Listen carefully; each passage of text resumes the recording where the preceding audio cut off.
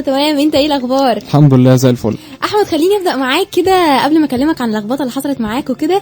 انت كاتب على البروفايل عندك جنب اسمك، ممكن تقول لي يا ميدو ايه القصه؟ القصه اللي انا يعني بستسهل بدل احمد حسام والجو ده فخليها ميدو على طول، بس المشكله ان الناس فهمت غلط.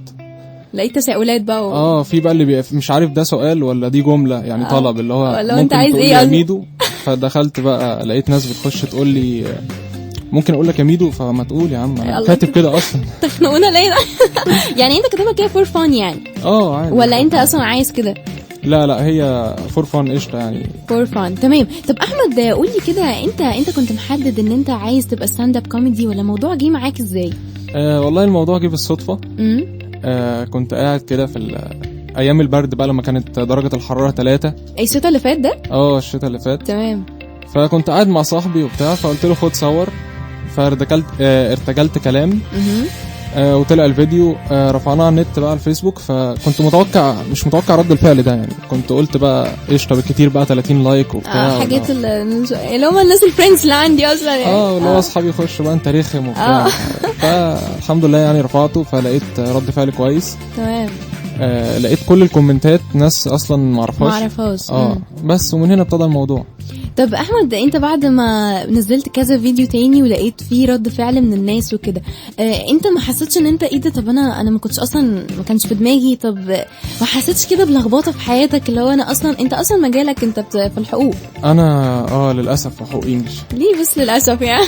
حاجات جميله جدا والله. بناخد حاجات ما اعرفش عنها اي حاجه. والله يعني انا لسه اهو في سنه ثالثه الحقيقة مش عارف ازاي طلعت سنة ثالثة يعني، بس الحمد لله يعني دعاء الوالدين يا احمد نصيب. طيب تمام. يعني احمد، انت بعد ما عملت الفيديوز بتاعتك وكده لقيت نفسك الدنيا معاك تمام والدنيا خدتك باللي هو خلاص انا هبقى كده. طب انت حابب يا احمد تكمل في المجال ده وليك مثلا خطة اللي هو انا عايز اوصل لحاجة معينة؟ طبعا حابب، لان مش مجالي طبعا حقوق يعني تمام. فحابب ان انا اكمل في مجال الكوميديا عامة. بس والطريق ابتدى الحمد لله وهو ماشيين فيها. ربنا معاك يا احمد. طيب احمد، معايا حاجات كده انت جبتها لك من الفيديوز بتاعتك وحاجات انت قلتها وعايزاك تعلق لي عليها. يلا بينا. تمام. قلت ان العيد مش فرحة. طب العيد بيمثل لك ايه؟ العيد بيمثل لي صداع. صح. والوان في الشارع غريبة في اللبس. وايه تاني حاجات كتير كده، ومفيش عيديات وبتاع. طب قولي حوار العيدية ده. انت اتكلمت عن العيدية، عملت فيديو لوحده عن العيدية اصلا. موضوع العيدية والله يعني اجي اروح لماما مثلا في العيد الصغير، ماما انا عايز عيديه، فتقول لي لا يا حبيبي ده عيد كحك. فاروح لها في العيد الكبير تقول لي ده عيد لحمه، فمش عارف اجي لها في عيد تحليل سينا ولا ايه، مش عارف. جيلها النهارده في 6 اكتوبر. مش فاهم. طب احمد، انت جايلك مسج كتير قوي، هنقرا كل المسجات اللي جايه لاحمد. اوكي ثواني، عايزه بس اقرا لك من الاول خالص. تمام. في مسج اخرها 1/19 بتقول لك يا اسطى انا من كتر الناس اللي بيحبوك وربنا انت خساره كده مش واخد حقك في البلد دي، بس انا بقول لك ان شاء الله هتوصل يا نجم وربنا يوفقك يا رب. حبيبي ربنا يخليك. تمام. معانا محمد. الو. ايوه بعد اذنك ممكن عايز اسمع احمد حسام. اكيد احمد حسام معانا على الهوا معاك يا صديقي. ازيك يا صديقي؟ ولا اقول لك يا ميدو؟ براحتك عادي.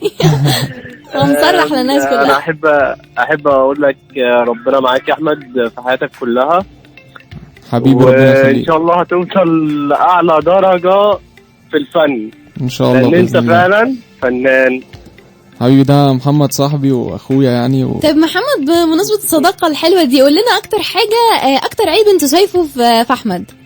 يسجينا بقى. إيه؟ اكتر عيب واكتر ميزه شايفها في احمد. المشكله ان احمد ما عندوش عيب، ولا احمد كله ميز يعني. يا سلام. ده ميزه. هعرفه كده ان الجمهور مقدور يا محمد. الشعب ايه؟ الشعر الطويل. تمام. اللي مش عايز يحلقه. بينام كتير. اكتر واحد بينام. تمام.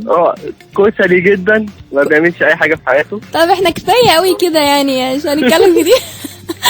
خلاص يعني الولد هنقول عليه ايه تاني يعني. شكرا جدا على المدح ده يا محمد. عايز اوصل له حاجه. طبعا معاك. احب اقول له يا احمد يا حسام انا خطوبتي يوم السبت الجاي، ولو ما جيتش نزعل مع بعض. لا هنزعل ان شاء الله ما تقلقش. بشكرك يا احمد جدا. محمد بشكرك يا محمد قوي. نعم. اوكي باي باي. معانا مسج ثانية بتقول انا بحب البرنامج ده جدا. دي برضو يا جماعة اكتبوا اساميكم من رقم اخره 31.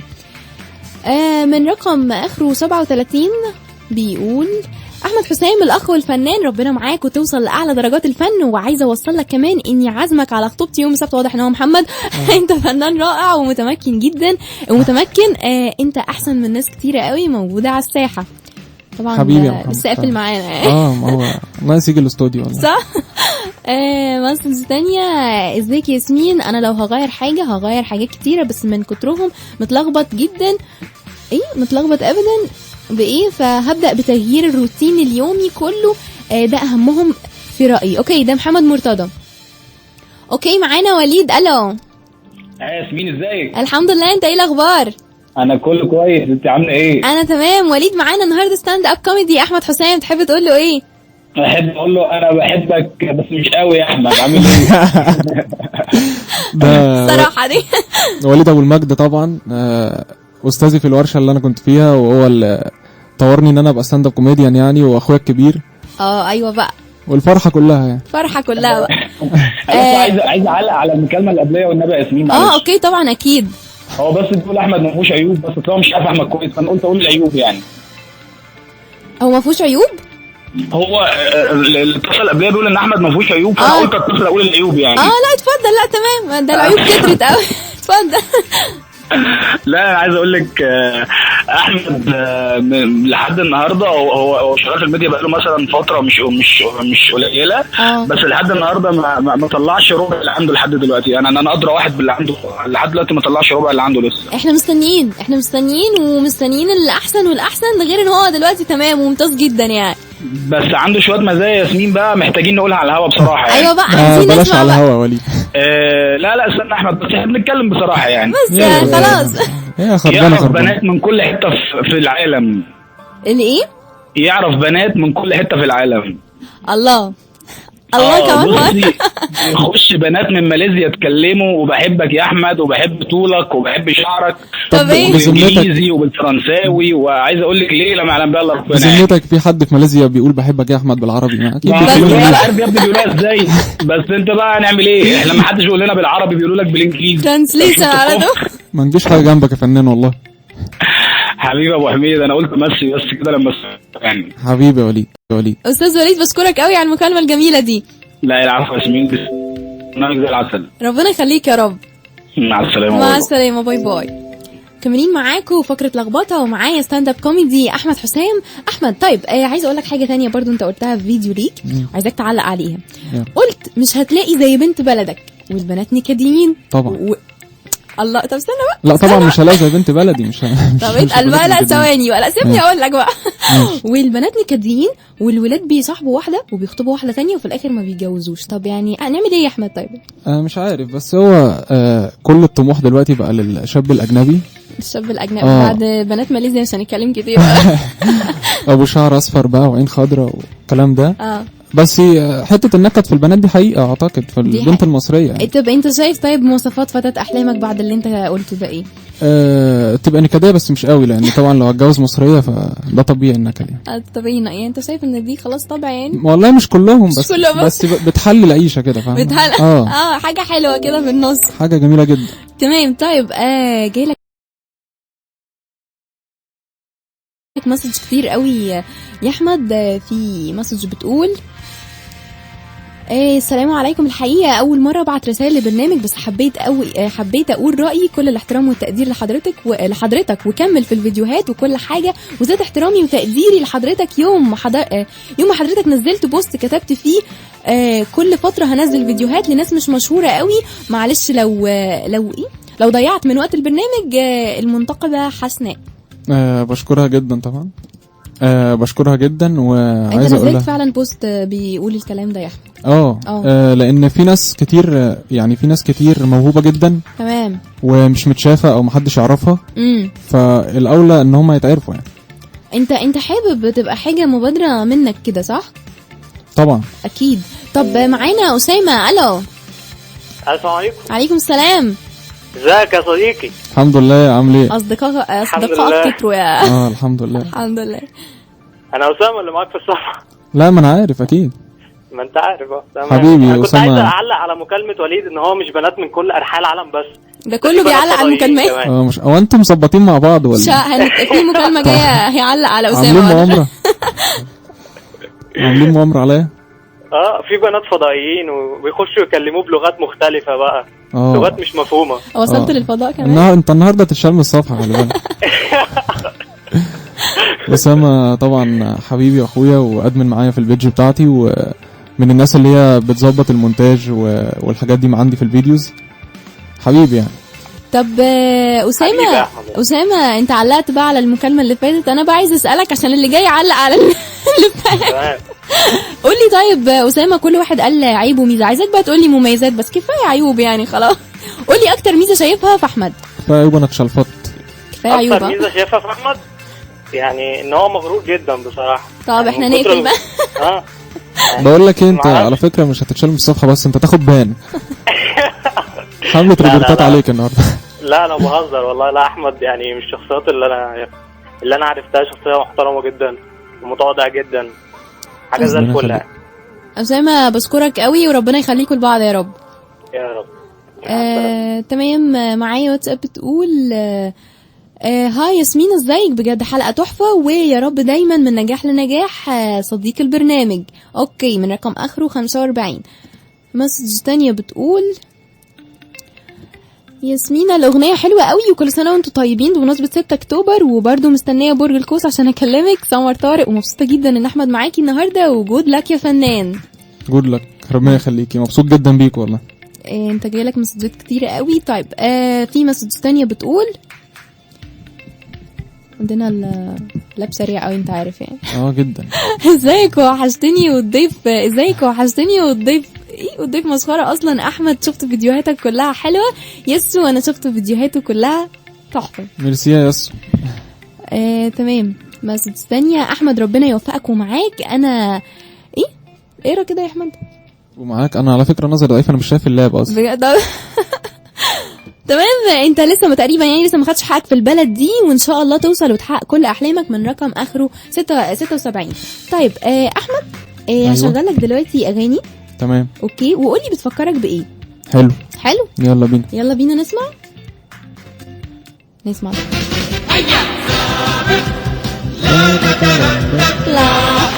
لا الله.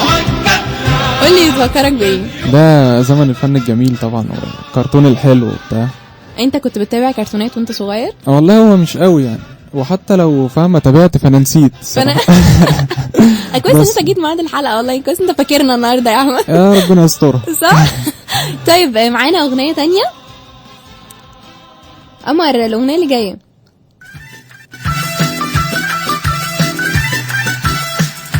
عارفها الاغنيه؟ لولا طبعا. فكرك بيه؟ بتفكرني بالقمصان المشجره.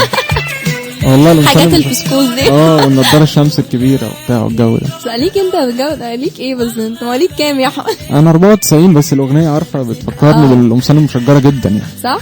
طيب نسمع الاغنيه اللي بعديها.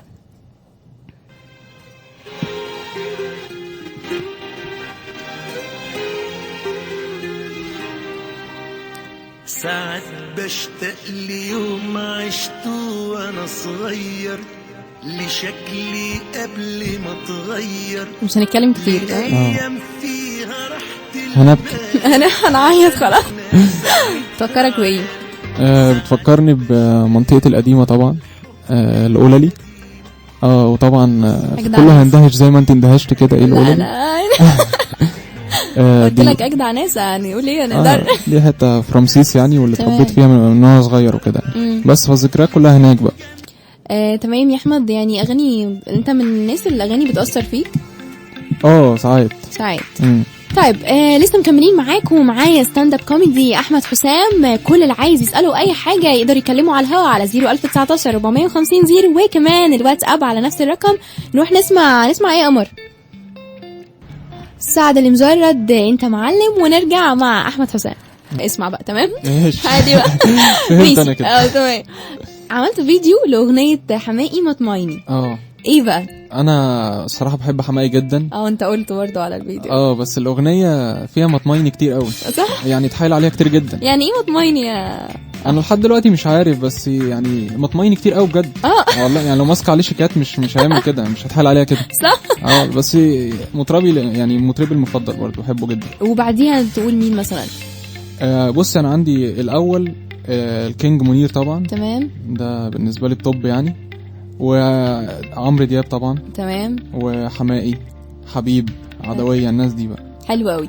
طيب احمد، ايه رايك في فيلم اهواك لتامر حسني؟ والله انا ما شفتوش، بس عايز اخشه. صح. وانا والله ناس بتقول حلو كتير، صحابي بيقولوا لي حلو كتير. انت اصلا بتحب تامر حسني؟ بحبه يعني، بحبه في حاجات معينه وحاجات لا كده يعني. تمام. طيب عملت فيديو يا احمد وقلت ان الحجاب والتوربن وكده، واتكلمت عن حجاب الابليكيشن.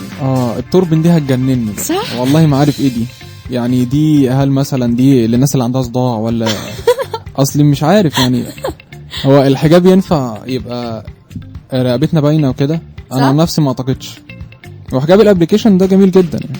صح. ادينا كده نبذه عن حجاب الابليكيشن بالنسبه لك يعني. تعاني منه ولا ايه؟ في نوعين من البنات. تمام. نوع بينزل صورته على الفيسبوك، ونوع ما بينزلش. تمام. النوع اللي بينزلش ده بينزل على الانستجرام ببيكيني، والنوع اللي بينزل على الفيسبوك بحجاب، وعلى انستجرام ببيكيني برضه. نشكر كل البنات اللي ماشيه بحجاب الابليكيشن يعني. طيب احمد، جايلك مسج بتقول انا ريهام بجد فرحانه جدا ان ضيفكم النهارده احمد حسام، عامله لك كده بين قوسين ميدو. وان شاء الله يبقى اشهر واحد في مصر والعالم، وهو بجد انسان محترم. اكتبوا اساميكم، هو من رقم اخره 58. مسج تانية بتقول اسمي دينا يا يسرو، يا على الاغاني النهارده حلوه قوي حبيبتي. رقم اخره 76 بيقول احمد ربنا يوفقك ومعاك انت. لسه ما خدتش حقك في البلد دي، احنا قرينا المسج دي. طيب اوكي، هكمل معاك يا احمد، وقول لي ايه رايك في اغنيه مفيش صاحب بيت صاحب؟ انت شايف فعلا مفيش صاحب بيت صاحب؟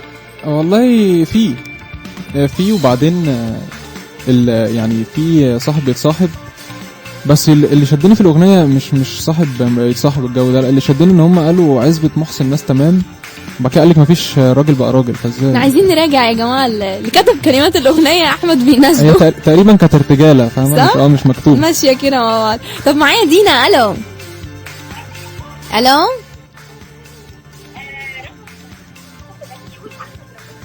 دينا. الو ازاي؟ الحمد لله. انا اول مره اتكلم اصلا في برنامج، بس كان لازم اتكلم عشان احمد. حبيبتي ربنا يخليكي يا احمد، معاكي على الهوا. احمد انا دينا. ايوه ما انا عارف والله. ايه الاخبار؟ انا عايزه اقول لك اصلا ان احمد في الحقيقه بيضحك اكتر من كده بكتير، وانه الفيديوهات دي حاجه قليله جدا اللي هو بيعملها، ان ممكن يفطسك من الضحك اساسا ان هو قاعد معاكي. صح. فان شاء الله يبقى حاجه جديده. يعني انا بقعد معاه كتير وكده، لا فعلا ممكن ببقى مش عارفه اتنفس من الضحك اساسا. صح. دينا ربنا يخليك. طب بس ان شاء الله يبقى حاجه كبيره يعني. طب دينا، شاركينا النهارده كده في موضوع البرنامج. بنقول بتحبي تغيير، او انتي مثلا ايه نفسك تغيريه في نفسك او فيكي او في حد بتحبيه؟ اغيره في نفسي. حاجه نفسك تغيريها. عادي، الروتين بتاعك بتاع اليوم، حاجه كمان احمد عارفها يعني. ممكن العند شويه. عنديه جدا. بس عناديه جدا. لا واضح ان هو بياكد على كلامك. طب تمام. عناديه جدا لثالث مره يعني. ادينا واحده كمان عناديه جدا. ما كفايه بقى. خلصوا خلاص. تمام دينا. طب خلاص يعني عايزه تغيري العند، صح؟ يعني بحاول. اوكي. طب دينا، العبي معانا لعبه البرنامج. الاغنيه اللي جايه تحبي تهديها لمين؟ الاغنيه اللي جايه هديها لمين؟ ممكن لساره صاحبتي. هو عارف صاحبتي. صح. هو عارف كل الصحاب. هو مش بيقول لك عارف بنات بره الناس كلها. طب ايوه يا بنتي، عارف بنات كتير جدا. يلا بينا نسمع. الوقت خلص على ايدي يا احمد. ومش هنهدي لساره الاغنيه، خلي بالك. هنديها لأحمد. يلا بينا نسمع. ماشي. يلا يا عم حمل يا عم. الجدع جدع والجبان جبان. الجدع جدع. اوكي يا ساره. حلو قوي الاغنيه. اوكي يا دينا. ساره لا فظيعه. دينا قفل، لازم تقفل دينا. وساره هتخسر دينا كده صح بعد الاغنيه دي. جدع. ايه الاغاني؟ انا قلت كده اول. طيب تمام. احمد قول لي، انت كده تمام قلت رايك في مفيش صاحب بيتصاحب؟ في والله هو محمد اهو. اولاد سليم اللبانين، طيب ايه نظامك معاهم؟ في كل حته مسمعين. بس خلاص. طيب احمد، بنقول دي جمله ان اللخبطه دايما بتعمل نجاح، ايه رايك؟ شايفه صح ولا عادي ساعات مثلا؟ صح طبعا، لان حياتنا مليانه لخبطه في كل حاجه. زي مثلا اللي انا ما كنتش متوقع ان انا ابقى فيه دلوقتي. شرف ليا جدا طبعا ان يبقى في حد واحد بيتابعني، مش الناس دي كلها. تمام. فاللخبطه بتيجي بنجاح والحمد لله يعني، وربنا يقدرنا ان احنا نبسط الناس يعني. احنا مستنيين احسن يعني بجد. كل المكالمات اللي جات لك دي واضح ان انت جواك باور وطاقه فعلا لسه ما ظهرتش على الفيديو، صح؟ اكيد يعني، ان شاء الله ربنا يكرم في الفتره الجايه ونطور ونظبط الدنيا يعني. ايوه بقى. طيب معايا مسج ليك يا احمد، بتقول انا ميدو صاحب احمد حسام في ورشه الستاند اب كوميدي، هتجيب منقوشه زعتر يا معلم نجيب لك معانا، ولا هتاكل كشري مع كاميتش وتوفيق؟ انت جميل جدا يا احمد. حبيبي يا ميدو والله. الرساله وصلت. طيب وصلت. ايه موضوع الكشري كاميتش اصلي بعد الورشه كنا على طول بننزل، فقدامنا اختيارين بس، يا نجيب منقوشه من شاورما الريم يا اما نجيب كشري. بس فميدو تخين شويه فكان بيجيب مناقيش كتير يعني، مش زينا واحده بس. المناقيش. طيب معانا مسج بتقول احمد انت مشكله والله، فيديوهاتك مختلفه عن باقي الكوميدي، انت بتتكلم بطريقه مسخره اصلا من غير ما تضحك اصلا يعني. هو تشوفيه تضحكي اصلا حركان اصلا. تمام. مسج تانية بتقول انا ريهام بجد فرحانه جدا ان ضيفكم دي قريناها. طيب بجد احلى حاجه في احمد حسام انه مش بيسرق افكار فيديوهات من حد، مع ان في ناس بتسرق منه كتير وبتقلده وهو عارف كده. احمد كلمني، انت نزلت فيديو ان الناس بتسرق فيديوهاتك. هو مش بتسرق فيديوهات كامله، افكار افيهات او افكار او كده. بس انا شايفه ان ادام الحاجه انا بستقبلها منك بالطريقه دي، لو حد تاني قالها ممكن ما تقبلش عادي يعني. جميل، بس سرقه المجهود عامه حاجه وحشه يعني. ان الواحد يفكر في حاجه مثلا او حاجه تيجي في دماغه ويكتبها فجاه الى حد منزلها هو ومتشاف بتاع مش حاجه كويسه يعني. صح. لان ربنا ما اداناش العقل عشان نسرق يعني. صح. طيب في نهايه بقى لينك، ايه رايك يا احمد؟ عايز اقول لك ايه رايك في الخليل الكوميدي؟ هقول بعد الهوا بره الاستوديو. لا تعليق. ليه يا حاجه؟ بص، هو الخليل كوميدي انا ما بحبوش وما اعتقدش، وقلت في فيديوهات كتير ان انا بحبه. قلت مش هسيبه، بس يعني شفت له كده فيديو قريب على دوت مصر وبتاع، حسيت ان هو في حاجه مشكله مثلا في دماغه او كده. بجد والله فقررت ما اتكلمش عليه تاني يعني. بجد والله. خلاص حسيت ان هو تعبان او في حاجه يعني. خلاص يا احمد مش هتتكلم عن مش طبيعي. لا مش هتكلم. الكومنتي مش هتتكلم عنه تاني. لا مش هتكلم، بس لو نزل مش عارف يعني. مش عارف، مش قادر اتحكم في نفسي ساعتها. طيب احمد قول لي اقرب فيديو ليك ايه لقلبك يعني بتحبه؟ اقرب فيديو لقلبي فيديو الاعلانات. والفيسبوك عند المصريين. كلمنا كده عن الفيديو بسرعه. الاعلانات ولا الفيديو؟ الاثنين، بس كلمني عن الاعلانات الاول. الاعلانات كنت بتكلم عن الشركه السعوديه. شفت انا ده. والوهم بقى. يعني اتنين بقى قاعدين ويقعد يقول له مثلا في مفاجاه، اقول يعني 14 اقول. لا فبيقول له المشكله ان هو بيقول له قول، فيقول له لا في اخر الحلقه يعني. بيقفوا على بعض هم في افيهات شغالين هم. وفي بقى ابتكارات حلوه في الشركه السعوديه يعني. ايه بقى؟ يعني بيقول لك مثلا اللحاف بيدفي، المروحه بتجيب هوا، صح؟ حاجات ما كناش عارفينها، دعايه. انت عرفتش انت ان المروحه بتجيب هوا؟ لا انا عرفت الصراحه من الاعلان. صح. احنا بنشكرهم قوي وبنبعت لهم شكر مننا. نشكرهم جدا والله ما نشتري منكم حاجه.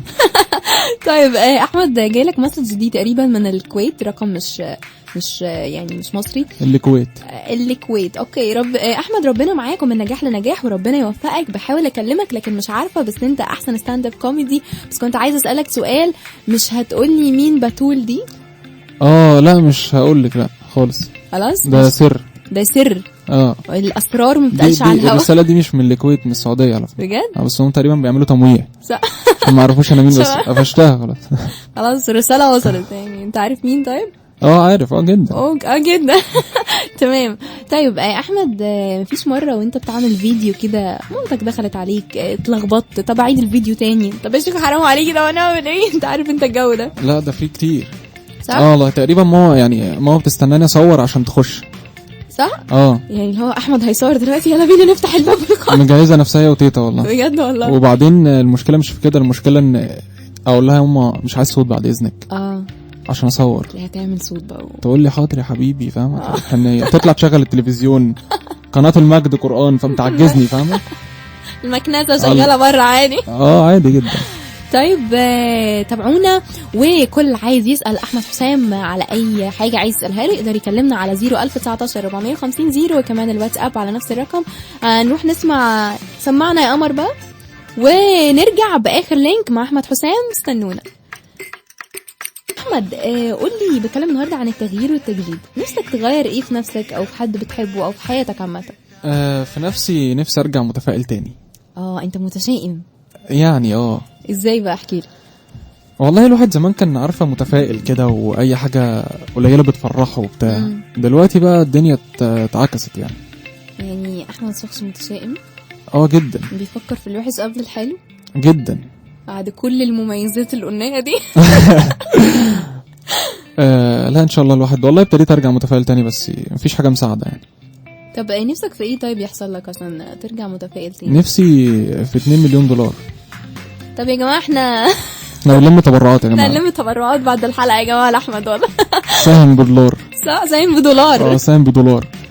تمام. طيب احمد عايزه اقول لك كلمات. تمام. وانت قول لي الكلمه دي انت شايفها مناسبه اكتر على مين؟ حد بقى ايا كان. ماشي تمام. الضحك والهزار. وليد ابو المجد ده اللي هو لسه مكلمه. لسه. طب احلى مسا عليك يا وليد. ده احمد مظبطك. بقول عنك الحلو اهو، وانت مش الوحش وبنات. تمام. طيب الحياه. امي. تمام. الفرحه ربنا يخليها لك طبعا. الفرحه الايس كريم مثلا. ايس كريم هو ده اللي بيفرحك يا ده اللي جميل، ده اللي بيبسطني.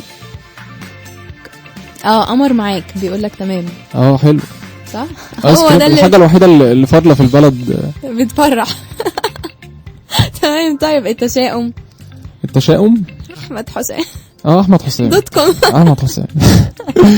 طيب احمد جاي لك مسج من رقم اخره 58 بيقول لك ايه رايك في احمد حسام التاني، مع اني عارفه بس عايزه اتاكد. والله ما بقتش متابع يعني، بس اهو. ايه احمد حسام التاني ده؟ احمد حسام التاني حد تاني يعني، شخص تاني بيعمل فيديوهات تمام عارفاه. طلعنا في نفس الوقت ونفس الاسم وكده. تمام. طيب التوتر. دي واحده صاحبتي دي يعني، هي عارفه نفسها. طب تمام. الناس اللي بتقعد تلعب في صوابعها وتلعب في ودانها تشقلب ويا طيب الحنان امي برضه. الجنان ممكن محمد مثلا، محمد عبد الظاهر. صاحبي. طيب اكتر وقت بتبقى مبسوط فيه امتى يا احمد؟ بعد الفجر. بعد الفجر حد بقى مصلي كده. ده حقيقي. والله، او حتى لو مش مصلي بس يعني الوقت بتحس براحه كده، بركه. صح. طيب احمد احنا خلاص فاضل دقيقه او دقيقتين، عايزاك تقول في الاخر حاجه لكل اللي بيسمعوك، كل الفاينز بتوعك، كل الناس اللي قاعده بتسمعنا او حتى هيسمع بعد كده الحلقه. اللخبطه حلوه ولا لا، ويقدروا ان هم يتعاملوا معاها ازاي؟ اللخبطه حلوه اللي يعرف يستغلها ويخليها لمصلحته وبطريقه الصح يعني. تمام. كمل معاك. تمام. حابب اقول لكل الناس. طب انا عايزاك بس قبل ما تكمل يا احمد، ده ناخد دينا. الو يا دينا. ازيك؟ عامله ايه؟ انت ايه الاخبار؟ تمام الحمد لله. معانا النهارده ستاند اب كوميدي يا احمد حسام، تحبي تقولي له ايه؟ احمد بجد انت مشكله، بجد انا متابعه كل فيديوهاتك وانت مشكله فعلا. ربنا يخليك يا دينا، ربنا يخليك. حاجه فظيعه. انا لحقتكم بس يعني. انت فعلا احنا اخر خلاص والله كنا هنقفل دلوقتي. لازم انا اللي اختم. طب دينا اسالك بسرعه، قولي لي ايه الحاجه اللي نفسك تغيريها في نفسك او في حياتك او في اي حاجه؟ والله يعني ما فيش حاجه يعني، انا عاجبني كده. انا مبسوطه كده، انا طبعي كده. بشكرك يا دينا. ممكن اغير صحابي. باي باي يا دي. حلو. احمد بيقول لك تمام يعني. خدي صحابي كمان معاكي. دخلوا بيت صاحب بيتصاحب. صح. والله. اوكي. بشكرك يا دينا. باي باي. طيب احمد كمل، ايه شايف الناس تتعامل ازاي مع اللخبطه، وهل هي حلوه ولا لا؟ طبعا هي ساعات بتبقى حلوه وساعات بتبقى وحشه، على حسب ما الشخص بيستغل اللخبطه اللي حصلت له في حياته. تمام. اللي عايز يوصل لحاجه بيوصل لها. واللخبطه احيانا كتير بتبقى مفيده. تمام. بتغير الواحد مثلا من حياه بأسة او حياه وحشه لحد حياه كويسه جدا. فكل واحد ودماغه. تمام. احمد عايزك في الاخر تشكر، لو عايز تشكر حد انت حابب ان انت تشكره او توجه له شكر. بشكر طبعا كل الناس اللي بتابعني، وعايز اقول ان الواحد من غير الناس دي مش حاجه، وهم مصدر سعاده الواحد. وحابب اشكر بقى وليد ابو المجد طبعا. ايوه. صاحب الورشه مسي عليك تاني يا وليد. وفاضحني. ايوه. وحابب اشكر اسامه الادمن معايا في البيج، اللي هو انت تقريبا هتعمل له بان النهارده. هو خلاص اوريدي اتعمل له، في الفصل اتعمل له.